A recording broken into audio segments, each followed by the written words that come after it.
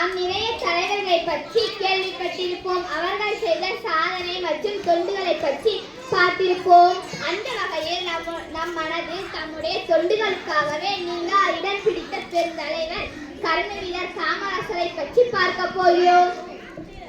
காமராஜர் விருதுநகர் மாவட்டத்தில் 1903ஆம் ஆண்டு ஜூலை 15ஆம் தேதி குமாரசாமி மற்றும் சிவகாமி அம்மாளுக்கு மகனாக பிறந்தார்.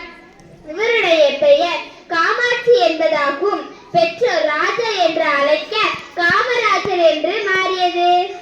காந்தியடிகளின் மீது மிகுந்த ஆர்வம் கொண்ட இவர் குடும்பம் வறுமை காரணமாக 6ஆம் வகுப்பு வரை பள்ளியில் படித்தார். காந்தியடிகளின் அகிம்சை மற்றும் மது ஒழிப்பு கொள்கைகளால் ஈர்க்கப்பட்டார்.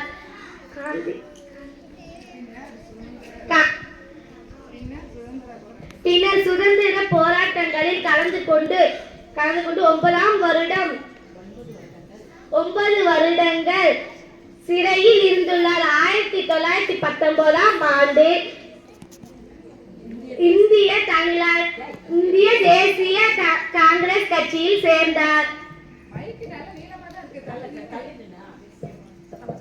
1954ஆம் ஆண்டு ஏப்ரல் 15ஆம் தேதி தமிழ்நாட்டின் முதலமைச்சராக பதவியேற்றார்.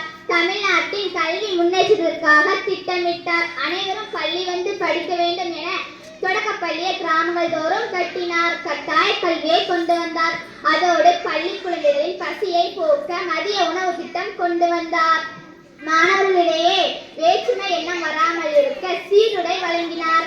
தமிழ்நாட்டில் தொடர்ந்து 3 முறை முதலமைச்சராக பதவியில் இருந்தார். அக்காலகட்டத்தை தமிழர்களின் பொற்காலம் என்றே கூறலாம்.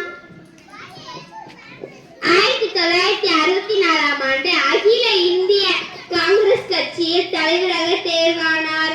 இந்தியாவின் பிரதமரை 2 முறை தேர்வு செய்தார்.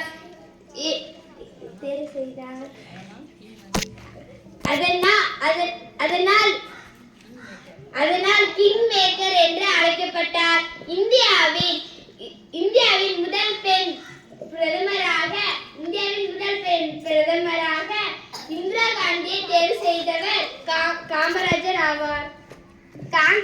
காந்தியின் மீது பற்று கொண்ட இவர் 1975ஆம் ஆண்டு காந்தி பிறந்த நாளான அக்டோபர் 2ஆம் நாளில் இயற்கையை எழுதினார். காமராஜரின் மக்கள் பணியை கௌரவிக்கும் வகையில் 1976ஆம் ஆண்டு பாரத ரத்னா விருது வழங்கப்பட்டது. தமிழ்நாட்டின் கல்வி வளர்ச்சிக்கு வித்திட்ட காமராசருக்கு பெருமை சேர்க்கும் வகையில் அவரது பிறந்த நாளான ஜூலை 15ஆம் நாள் தமிழ்நாடு அரசு கல்வி வளர்ச்சி நாளாக கொண்டாடுகிறது.